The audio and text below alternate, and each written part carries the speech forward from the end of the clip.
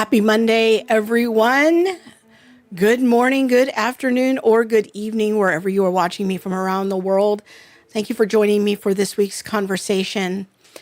I am Krista Bontrager. I'm a public theologian and Christian apologist, and this is the channel where I offer teaching about the Bible and theological commentary on social issues. And I do want to remind you that this podcast is sponsored by viewers just like you. If you find this content helpful, please consider financially partnering with us at the Center for Biblical Unity to help keep myself and Monique in full-time ministry, as well as our team. You can find out more about how to do that. Just go to centerforbiblicalunity.com/donate. Now, a couple of years ago, I did a teaching about how to diagnose whether your favorite institution is undergoing ministry drift. And in that teaching, I talked about how to know if an institution is past the point of no return, whether it was worth fighting for, whether it was even a chance of trying to turn it back. I know for many of you, you have watched in recent years of your favorite institution, your favorite ministry, school, university, Bible college, take some difficult turns at times. And you've written to me and you've wanted to know, how do I save it? What do I do? And these conversations and the social media posts that I've been making is my way of trying to show you and model for you one way to fight. The institution that I am fighting for is Biola University. I'm not fighting for Wheaton College. I'm not fighting for Azusa Pacific University. Those are fine institutions, and I really hope that their alumni will fight for them. But I have done 2 streams in the last 2 weeks highlighting some of the problematic issues at Biola. My friend Alisa Childers did a stream as well, and I replayed her opening last week on my stream where she was talking specifically about Biola. So if you want to check out those, I'm going to put them in the description. But as I'm trying to show you how to fight, I'm showing you how I do it through public pressure. Some people fight by writing carefully worded letters. Some people fight by trying to push reform from inside the institution. And I am fighting, as I said at length last week, to preserve the beautiful historic legacy of Biola University. And I am fighting to do that through public pressure. I remember when I bought this shirt that I have on tonight. It says Biola Parent. Can you see that? I bought this shirt in 2017. It was the night that we dropped off our daughter at Biola. We had just moved her into the dorm, and my husband and I went and bought matching shirts. We were so excited.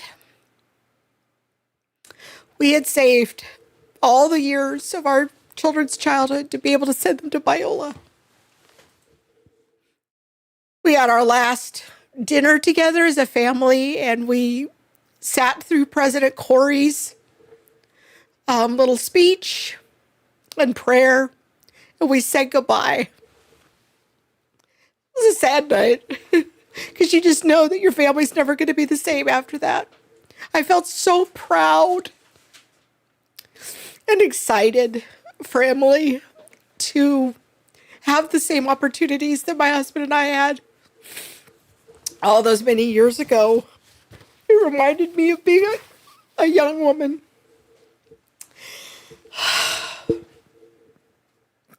So over the weekend, 4 of the, I would argue, the most conservative, or among the most conservative profs at Biola, all who teach in the School of Theology, dropped a video. And I have a screen cap of the participants here. It included Sean McDowell and Dr. Erik Thoennes, who teaches theology for undergrads, and Dr. Fred Sanders, who teaches in the Torrey program, and Thaddeus Williams, our very good friend. I'm sorry, I did not expect to be this emotional. This is really hard. The thumbnail on the video. Oh, Monique hates it when I cry in public. Okay, I got to get myself together here. The thumbnail in the video just said in really big letters, "Is Biola woke?" And I really appreciate all of these brothers. So in the interest of fairness, I'm going to let you hear from them in their own words. Unfortunately, they didn't address the specific concerns that we've been raising over the years. And I do want to make it clear that Monique and I have been raising these concerns since 2020. But people seem a little bit more interested now. I'm wondering, I asked Monique what her theory was about that, like why people seem a little bit more interested now than they were 4 or 5 years ago. Her theory is that people just understand the frameworks better. They're more familiar with critical race theory. They can spot it. They can spot things like liberation theology or the side B approach to LGBT struggles. And so they're just more in the conversation now than they were 4 and 5 years ago. So I want to play some clips from these brothers and then react to some things that they said. And I want to try to meet this video on its own terms. We're going to just stick with what they say. But then toward the end of this stream, I'm going to tell you an important story about my journey on these issues. So let's start out. We're going to hear from Dr. Thaddeus Williams refer to the recent public concerns as drama.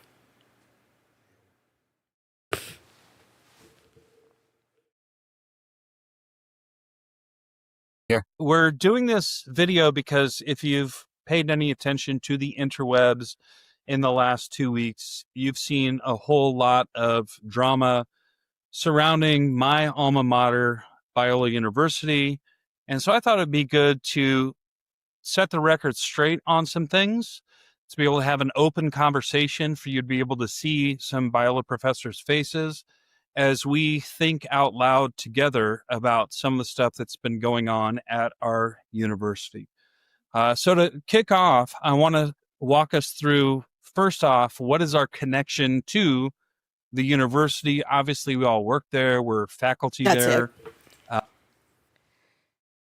Okay, so I didn't know what Thaddeus meant when he said drama. And so I asked him about it, and he said it wasn't about us or Alisa. It was about other people on the internet. Contextually, to be honest, it sounds like it's about us. It was hard for me to hear it characterized that way, but I'm going to take Thaddeus at his word that it wasn't specifically about us.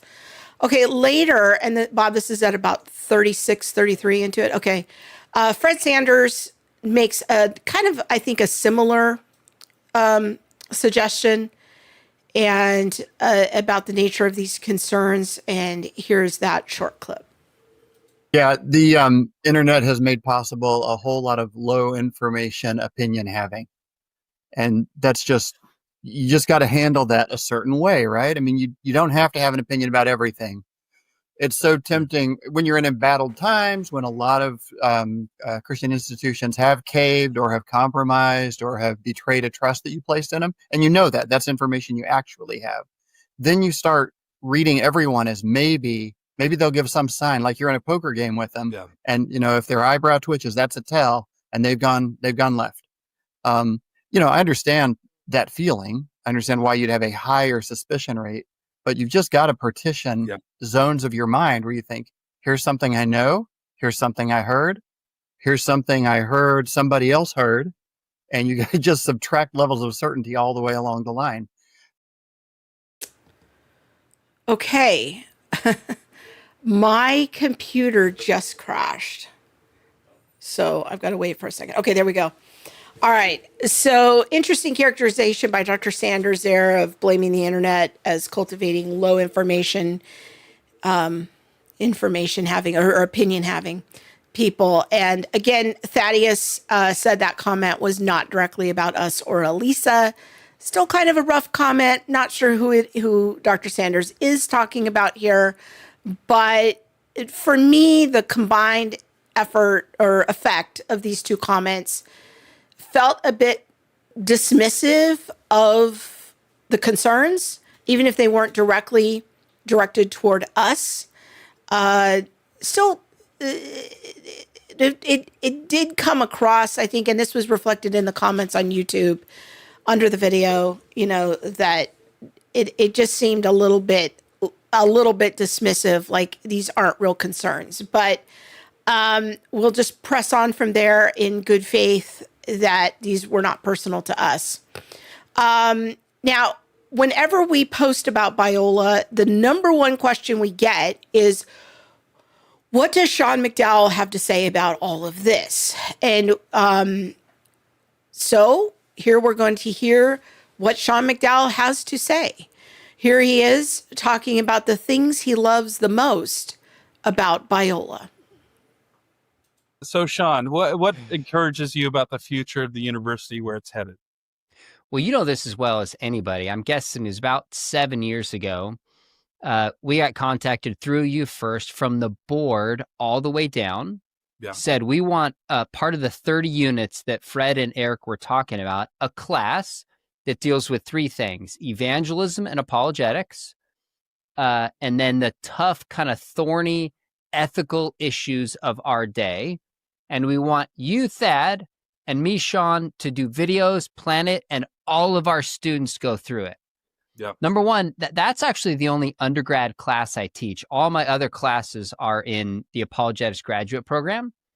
But number one, that told me from the board all the way down, they're concerned about the direction Biola's headed, want to value to help people think biblically and to address these issues. And the fact that they asked you and I to do it shows that they value the way that you and I are approaching these topics.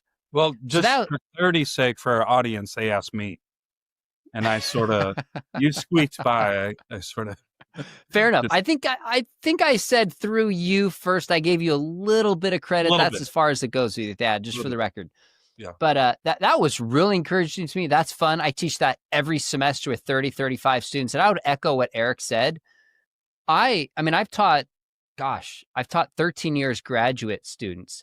I am so impressed with at least the students I get in my class. They are bright. They are motivated. They love the Lord. They ask tough questions. They fill up my office hours like weeks out.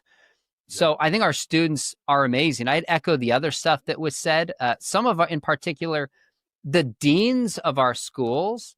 I think you mentioned earlier, like our business department. That's where my son is studying. So that one in particular really stands out to me. He's doing a remarkable job. And so I think just some of the faculty that we've hired are really are stellar and making a difference. And I would say a lot of people don't realize this, but we have some of the leaders in the world in their field. Fred is one of the leading on the Trinity. Clint Arnold, probably the leading scholar in the world on Colossians, in the world, conservative, careful scholar. J.P. Moreland, one of the top philosophers in the world to influence my life. Scott Ray, one of the top leading conservative ethicists in the world. I could go on and on and on. That's what I loved about Biola, and that's probably what I love most about it right now. So what Sean's talking about there is a newish class that Biola has implemented in the last couple of years. It's Thaddeus and Sean put the class together, and it's kind of deeper. I would characterize it based on what Thaddeus is, how he's described it to us, is it's kind of a deeper level worldview class where we're getting beyond just the basic definitions of a worldview and really talking about issues related to social justice and critical theory and, but also evangelism and what does it really mean to build the kingdom of God. And so that's a new required class at Biola, newish. And that class, from what I understand, I don't think I can say that publicly because it's never been said publicly. So I'll leave it at that. Which I want to restate again, it has never been my intention to demonize or vilify every aspect of Biola. I think there are many positive aspects of Biola. I would co-sign on the way that Sean is describing it here. There are many faithful professors who are doing good work there and leading scholars. And I've said that consistently. And this is why I fight. This is part of the reason why I fight, is that there are good people there and there are top level scholars, and we want that legacy to endure. Okay, let's continue. Thaddeus kind of picks it up from there, and we're going to hear what I consider to be really the core message that these four professors want to communicate. For the viewers out there, it was really striking when I got the invitation from the Board of Trustees that they were committed to recognizing, sort of reading the writing on the wall, that there is so much confusion about what justice is. How do we navigate tangled questions of race and sexuality and the right to life and all this stuff? And they wanted to make sure from the top down that every Biola student, I don't know, I mean, I've been a full-timer for, I think, 11 years now, total adjunct teaching, maybe 16 years. But to see from the top down that we want to make sure our students graduate in a required Bible minor class. In 17 years there, I don't know of any class that's been added as a requirement, one that would cover those kinds of issues. And so, you know, we talk about critical race theory and why the Bible gives us a way better vision of how to navigate the racial strife of our age. We talk about queer critical theory and some of the gender ideology. And so every student who goes through the Bible minor is going to get a rock solid biblical understanding that God created male and female. And at the end of every creation day, he says, Tov, beautiful, it's good. And then when he creates male female distinctions, he says, very Tov, very beautiful, very good. And so for me, having kids who will be at Biola in not too long, I would confidently send them knowing that they're going to get an education with baked in required classes. I know, Erik, you teach Theo 1. You guys talk about anthropology, what it means to be human. You have a whole unit in there where you're talking about God's brilliant idea of creating male and female. I know I teach Theo 1 and Theo 2, and Theo 2, we hit it again. I know in Foundations, we cover a lot of this stuff. And then in the class that Sean, you were talking about. And so I'm deeply confident to send the Williams kids through a Biola education, knowing it's probably the only place that comes to mind in California that will send as many people through at least 4 required classes where they're going to get a biblical understanding of sexuality, a biblical understanding of race and justice. So to me, that's the core message of the whole video, is they want people to know that Biola's Bible core is solid. And this is one of the unique things about Biola that I mentioned last week, is that at Biola, every student has to take 30 units of Bible, and you're effectively getting like almost a double major in Bible and whatever your field is. And so what these 4 gentlemen want you to know is that from their perspective, that undergraduate Bible core is solid, and that the Bible professors are teaching in such a way that is consistent with the statement of faith on male-female issues, on biblical anthropology, and all of that is very, very solid. They really want you to know that it's solid. Thaddeus Williams punctuates this ending section, the ending of this section, by saying that he is, quote unquote, deeply confident to send his children to Biola.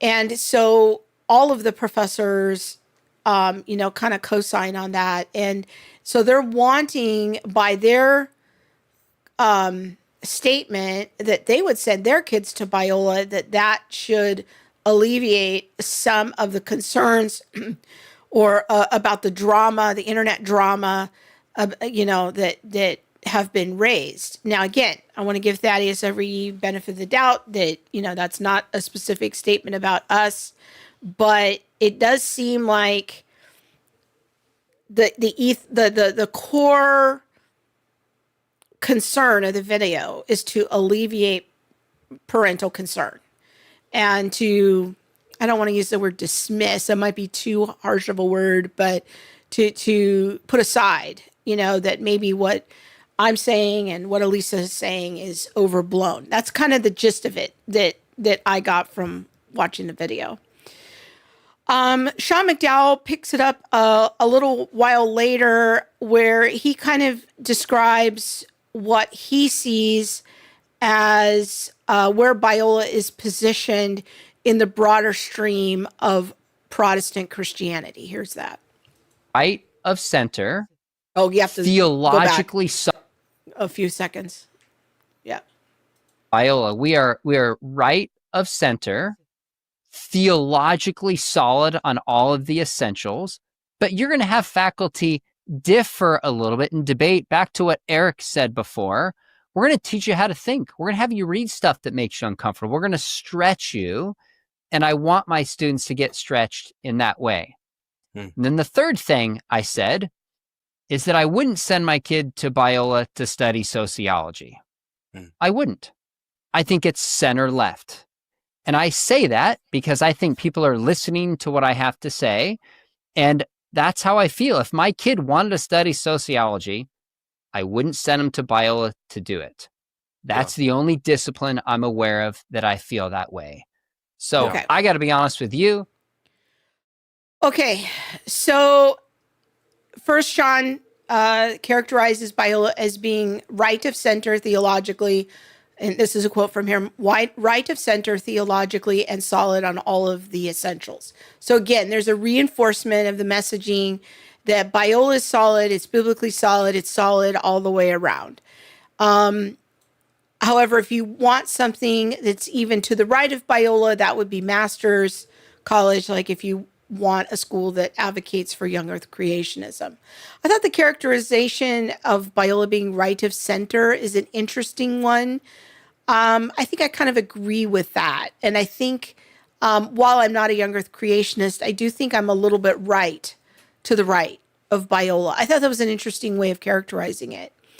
But what I wanted you to also notice is this kind of reasoning that Sean uses on the tension of a liberal arts education. And I've run into this issue whenever I talk about my concerns about Biola, and people will often kind of give me a rejoinder of, well, every liberal arts education means that your student's going to be interacting with non-Christian ideas. What do you expect? Students to only read Christian books?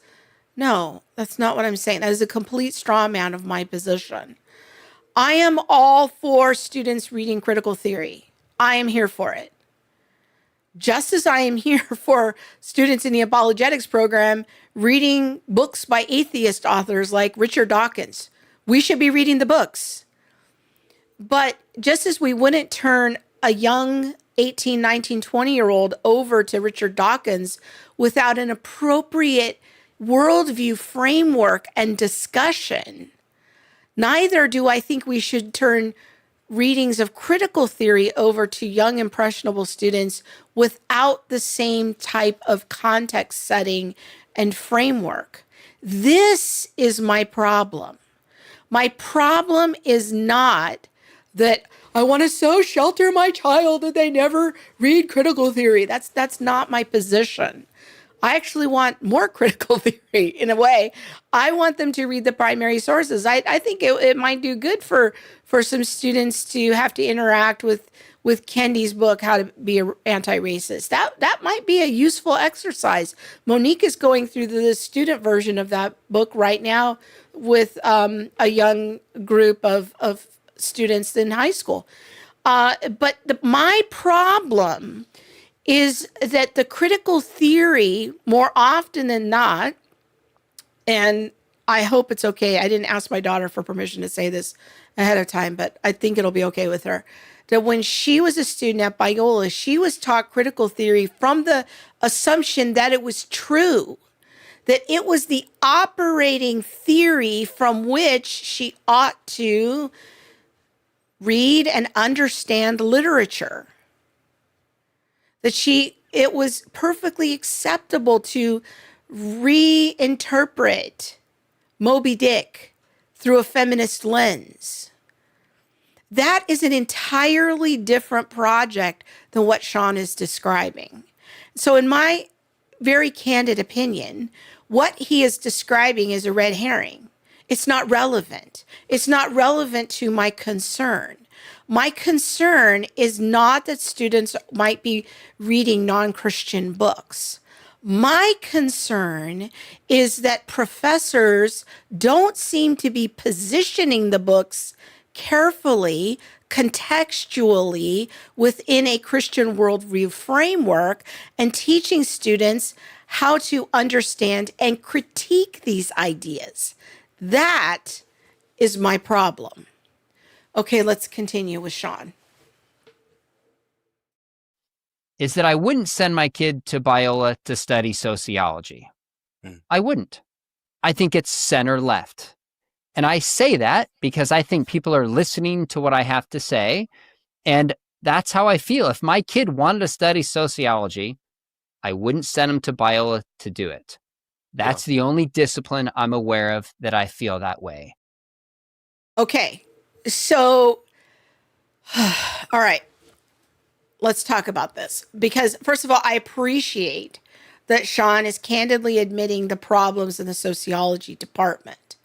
And he characterizes it as center left, whereas he's saying this is kind of the anomaly department. It's center left. All of the other departments are fine. I'm going to respectfully disagree with that.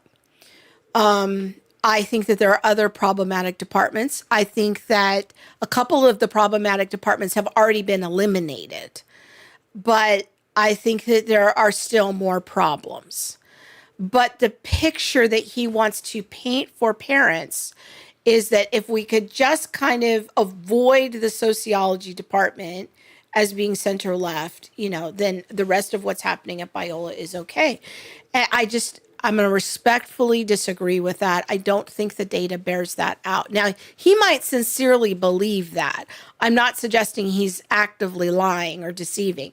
He just might not be aware. I don't know how much Sean's on campus. I don't really know anything about Sean other than what you probably know watching him through his channel. Okay, so I don't know Sean. So I'm not saying that he's being actively deceptive. I just don't agree with his assessment here that the main problem or the only problem is the sociology department. I think there's other problems.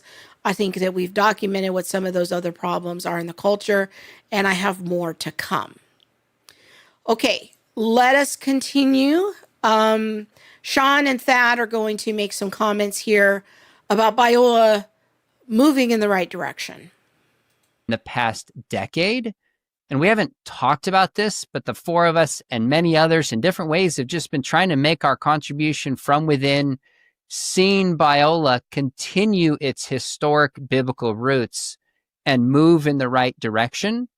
And like Erik said earlier, I've never been more encouraged as a whole that Biola is moving in the right direction since I've known it or seen it or experienced it. Yeah. Amen to that. I mean, we've been there long enough to see that, things got real crazy about 2014 and going up into the COVID years, 2020, I was doing events for all kinds of different organizations around the country, and so many churches and so many Christian organizations and Christian universities were like, how do we navigate all this stuff? And I don't think, to put it very modestly, I don't think every Christian institution got it right the first try. I think mistakes were made, and I think at Biola, mistakes were made. I'm not speaking that in any official capacity. I'm just a dude who happens to teach theology classes at Biola, but I can testify that I'm encouraged by seeing that some turns were made in wrong directions, and what encourages me is turns that have been made in particularly the last 5 years, all kinds of vital changes to right the ship that are so encouraging to me and so life-giving to me. I know all of us have had it was a hard couple of years there. And I think we've seen at the level of dean hiring, so many encouraging things happening. I think what we were talking about earlier, Sean and I, integrating the gospel, kingdom, and culture class, where every student in their Bible minor is going to get exposure to critical theories and why the Bible offers a better view of race and sexuality and the right to life and all this stuff. I've been deeply encouraged by what I've witnessed. And that's part of the reason I wanted the four of us to get together, is because based on some of the stuff out there, you wouldn't really know the insider's perspective on this. And you just sort of assume, oh, well, I saw this, I saw that, therefore farewell Biola, like they've gone off the reservation. And I just wanted to give folks a more robust picture of that. So one or two more just quick questions. Okay, so there's a lot there, but again, they want to emphasize the good, which I said on my stream last week. There will be some people who feel like I am not emphasizing the good enough, so they made a whole video about the good. So, and I'm playing it back so that you can hear it as well. I'm going to link in the description to the whole video so you can hear everything in context, but they have a strong messaging, core messaging that Biola is moving in the right direction. But saying it's moving in the right direction kind of also admits that at one point it was not moving in the right direction, okay? That some correction has been made. And they admit that there have been efforts specifically between, I think Thaddeus says 2014 and 2020, where things got quote unquote real crazy. Now, personally, I wish there had been more specifics here, but I do appreciate the fact that there's an acknowledgement of reality, that something went wrong and the ship, as he said, needed to be righted, okay? That they're righting the ship. I'm like, okay, that's an admission. They are basically acknowledging what I said last week on the stream when I said that there are people from the inside who are trying to reform the institution from the inside using the strategy of the long march through the institution approach to reform Biola slowly over time from within. They're basically obliquely admitting that I am right about that. Now, they don't offer many specifics. They talk about this class. They don't have a lot of specifics. Now, I know a few specifics, but I can't say them publicly because I have all of these confidential conversations that then I can't talk about it because I'm always like, well, to participate in the conversation, I have to have confidentiality. And so it makes it difficult, but I have tried to say what I can about public issues. And I said last week on the stream that there are several people who were instrumental in writing the diversity strategic plan back in 2019 that are no longer there. Now, I don't know why those people are no longer there, but I do find it interesting that they're no longer there.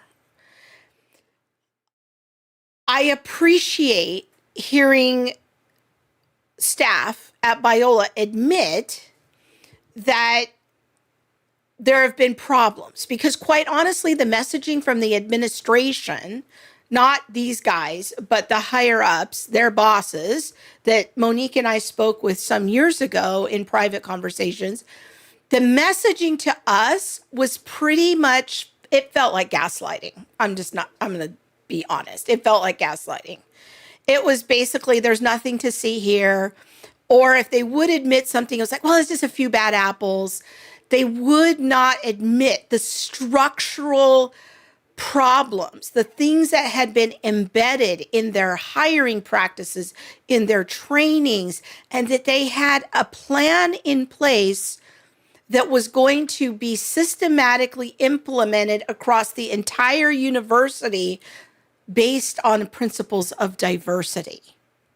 Of course, they never let the public see this plan. The version that was in public was very, very broad and general.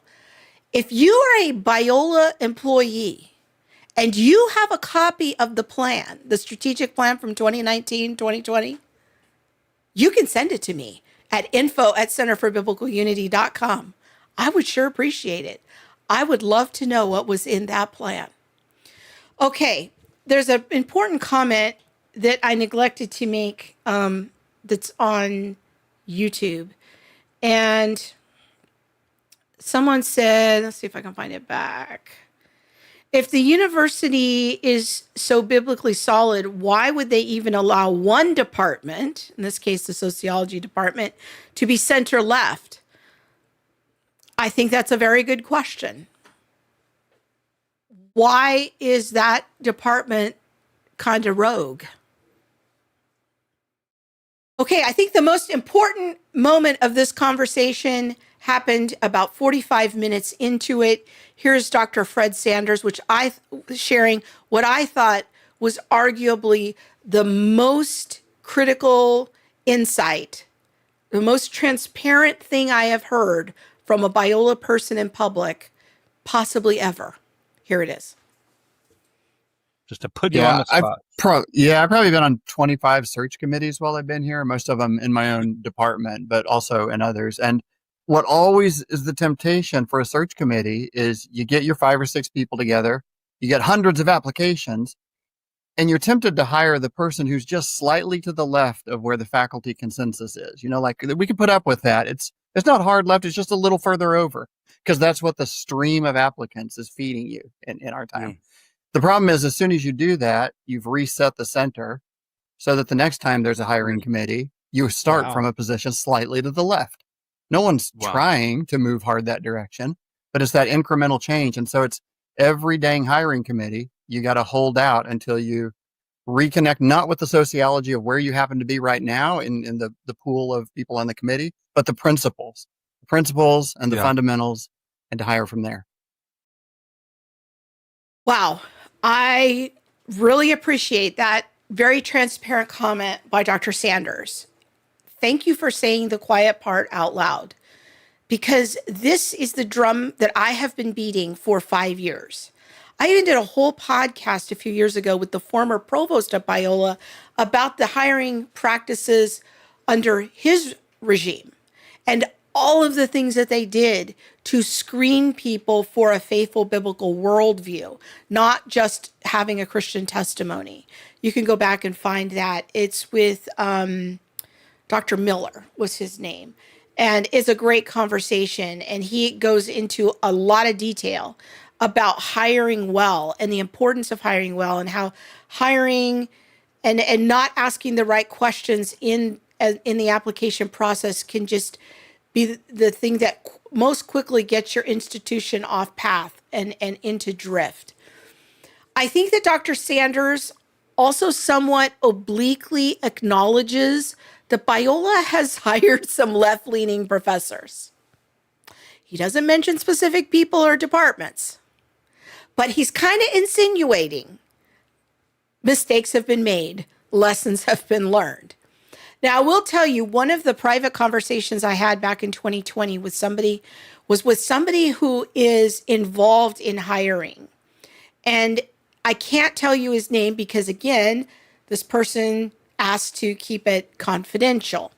But what I found interesting about the conversation was that this person admitted to me that when they hire people, most of the candidates have PhDs from secular institutions. And then they bring that secular perspective into Christian higher ed. And I've had other deans and other people confirm that for me, that pattern at other Christian universities. So this person in the hiring process would kind of see their role as asking strategic questions of the candidate to see if they're aware of what their worldview assumptions are or how their worldview intersects with their academic discipline. And one of the questions this person would ask was, tell me about an area in your academic discipline that contradicts the biblical worldview. And he said many candidates were not able to answer that question in a rigorous way. I thought that was very interesting. He said sometimes this person would have to offer examples, try to help the candidate with their answer. Now, I think that I love the idea. I love the question. I think it's a great question in an academic environment. I so appreciate the process and the question. But I think that what Fred Sanders is highlighting here is the struggle of when they have all of these progressive candidates to choose from, what do they do? And that the gradual drift of constantly shifting the center has a cumulative effect over time. Now, at 46 minutes into this conversation, Sean McDowell finally acknowledges the point that I made on last week's stream, and that is that student life goes beyond the classroom. Here he is. Faculty. You've got to have the right faculty. That is 90% of it. 10, you need the right systems of hiring, of chapel, of residence life. You have to have systems and accountability built in. But third, just a spirit. We're talking about Romans, chapter 1:16, that we are not afraid, we're not timid, we're not ashamed. Lean into the Bible. It's true. And let's teach it, and let's live it, and let's apply it, and do scholarship rooted in what the Bible is, and not be ashamed of that to try to adjust to something taking place in culture over the next 20, 30 years. Cultures will come and go, but the Bible, the Word of God, is going to last forever. I could start preaching. I'll leave it at that. There it is. I love it. Okay, so he's basically very quickly, briefly acknowledging a point that I made last week on the stream, and that is that ideally hiring and student life, like chapels and residence life and all of that, should all align. They should all align with the school's statement of faith, and they should all align in the classroom, but also beyond the classroom. This is my contention.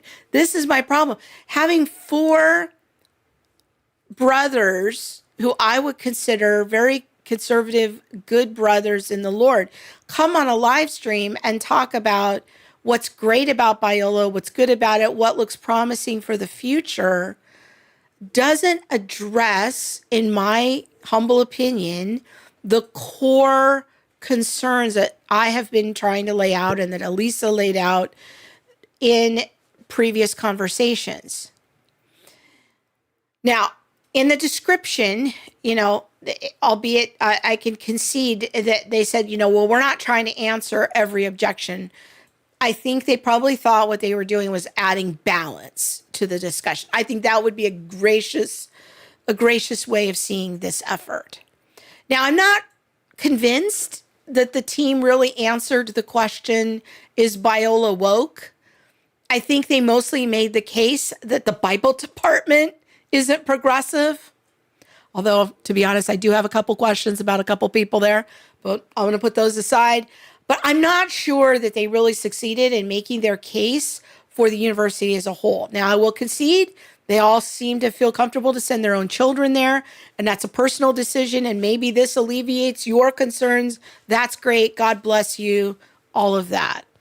But it doesn't talk about the policies and practices of the clubs and the affinity groups, their lack of transparency about chapels, residence life, how they're discipling students who struggle with same-sex attraction issues. None of those very specific concerns were addressed. But 4 very conservative, biblically faithful profs came on a podcast and did want you to know that the Bible classes are rock solid. And, I said in the comment on YouTube, you can go see it if you want. I said, to me, this is the functional equivalent of saying the grass is green. You had conservatives profs saying conservative things. And as I said before, nearly every time we discuss this, we always say there are many faithful profs and staff at Biola. These are not our problems. Neither is the problem the statement of faith. The problem is the student's experience is far bigger than their Biola classes. And yes, their Bible classes are part of the experience. There's no doubt about that. An important part. But residence life, chapels, clubs, discipleship from professors, all of those things are also a big part of it. Now, I do want to make it very clear that I'm primarily focusing on the undergrad program and culture. So please stop writing to me about your experience in the online programs or in the apologetics program. I'm not talking about any of that. I am trying to hone in on the spiritual harm that is taking place on 18, 19, 20, 21-year-olds in the undergrad program on campus specifically. Now, that's not to say I don't have concerns about the grad programs, but personally, I feel like those students generally are older and they should be and have the initiative to inform themselves. And so to me, that's a different issue. And I do have concerns about some of their grad programs, but I am not focusing on that in these conversations. I am simply trying to focus on one thing, and that is the undergrad program. So I want to end this today by telling you a story. The very last meeting that Monique and I had together with officials at Biola was with two senior administrators. Now, Monique did have one other meeting after that, but she went alone and I wasn't there. So this was the last one that we did together. I think this was in 2021, like maybe early to mid 2021. Unfortunately, I can't tell you who these men are because they made us promise confidentiality when we met them. But trust me, bro, they were top level people. They have the power to hire and fire and write policies. Okay, that's about all I can say. And so I asked, we had a long conversation. It was probably an hour, but toward the end, the second to last question that I asked them was this: is Biola comfortable with having such a wide spectrum of views represented in their professors? Like, you have everything from Thaddeus Williams and J.P. Moreland to someone like Brad Christensen, who oversees, ironically, the sociology department, which Sean mentioned earlier. Do you see that all of these perspectives between Thaddeus Williams and Brad Christensen, do you see as this whole spectrum of views as being faithful to historic Christianity? That was my question. The administrators both answered my question with a yes. Well, that led to my next question, my last question. And that was this: would you, the Biola administration, consider doing a multi-year study project to come up with a written statement summarizing where Biola stands on critical theory and social justice? Now, I've been around Biola a long time. I told them, I remember when I was on faculty back in the late 90s, there was a study group put together to look into Eastern Orthodoxy and whether the university could hire an Eastern Orthodox professor. They did another study in the early 2000s, I believe, on theistic evolution. My friend John Bloom was involved in that. I said, would you consider writing a public statement clarifying Biola's position on critical theory and social justice and, like doing it in an academic way? Their very clear answer to me at that time was an unequivocal, unqualified no, we would not do that. They didn't see it as necessary. It was at that point, quite honestly, I can admit this, I was sort of emotionally done with the call. I sat back in my chair and I just kind of let Monique finish the conversation because I felt so sad and defeated. I don't even remember what was talked about after that moment. And as I said, on the last podcast, Biola has made some positive changes. We've talked about those again in this podcast. So I'm not here to vilify all of that. But as you can see, that there remain problems even after 5 years. Biola still lacks clarity about their position on critical theory and social justice. Now, Thaddeus has written a wonderful book, Confronting Injustice Without Compromising Truth. But to my knowledge, that's not an official Biola document. That's not a study committee. That's not a public statement. And I think that Dr. Christensen, if you just look for him, you can go on his Facebook feed. All his posts are public. And he has positions that I would think very generous way of characterizing them would be left of center. I think that I agree with Sean's analysis on that. We don't have to show anything, Bob.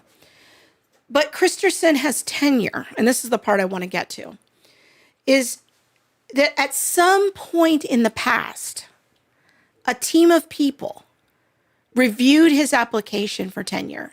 They first reviewed his application to be a professor there. And then at some point after that, they reviewed his application for tenure. And some group of individuals thought that his perspective on social justice was consistent with how Biola ought to disciple its students, as to this is what love for neighbor looks like. Just kind of let that sink in for a minute. There were people who thought that hiring and giving tenure to somebody who's left of center, and again, you can go on his Facebook feed and you can make your own judgments. You can go look at it for yourself. But they gave him tenure so that he could disciple his students about what neighbor love could look like.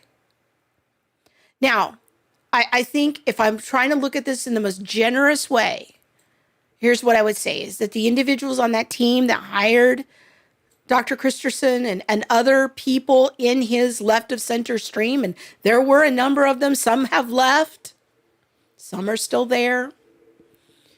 And when those same people reviewed his tenure, his application for tenure, maybe they believed that his approach to justice was compatible with Biola's mission. And maybe those missteps happened because of Biola's own lack of clarity over the issue, which is exactly why I asked these senior administrators in 2021, or I think it was early 2021, to launch a study committee and work toward writing a public statement. This could have brought clarity to confusion because there was some obvious confusion happening in some of these hires.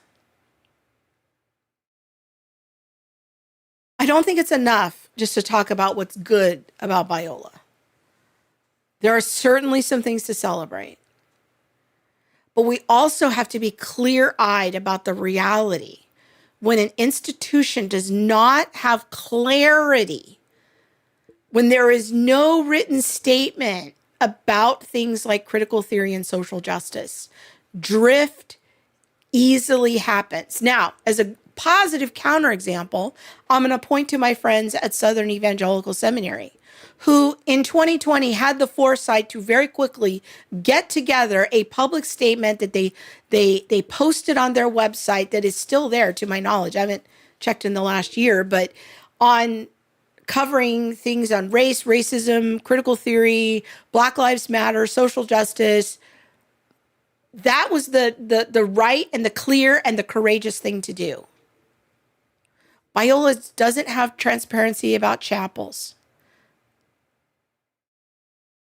The administration has not made any public acknowledgement that they actively engaged in building a university-wide system to disciple young adults into social justice. And this is why I'm calling for public statements to be written and for public repentance, vigorous public repentance. Specifically, this is what we did. Here's how we did the missteps between 2014-ish through 2020, 21. Not just a silent removal of web pages, not just a silent parting of the ways with certain staff. There needs to be specific and public repentance that they actively built systems through their whole university that would have the end result of discipling young people into social justice. They hired people with this ethos. They embedded it into their training and their faculty conversations, and had their faculty read the book Wide Awake some years ago.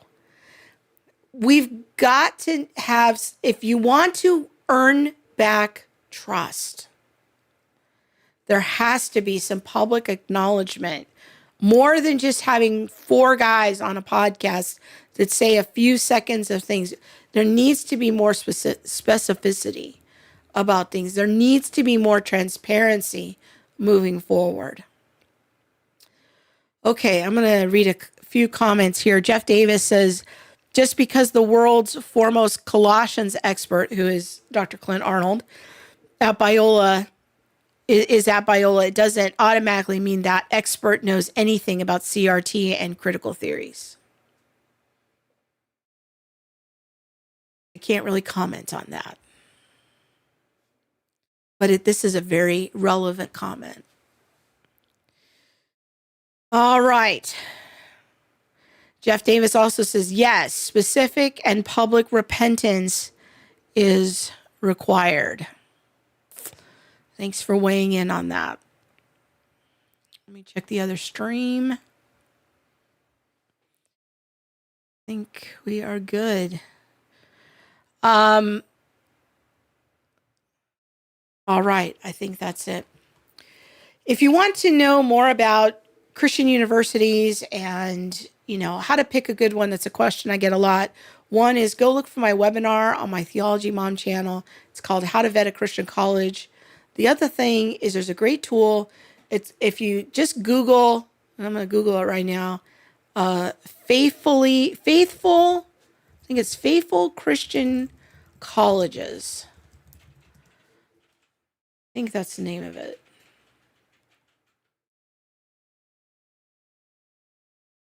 Yes, faithfulcolleges.org. That's what you look for. It's for the Center for Academic Faithfulness and Flourishing. If you go look up that, faithfulcolleges.org, there's a great tool on there. Just click on the button that says College Guide. And you can set up a free account and you can search, and it gives you a ton of information about Christian colleges. So don't ask me. Just go use the tool, because this is an incredibly personal decision.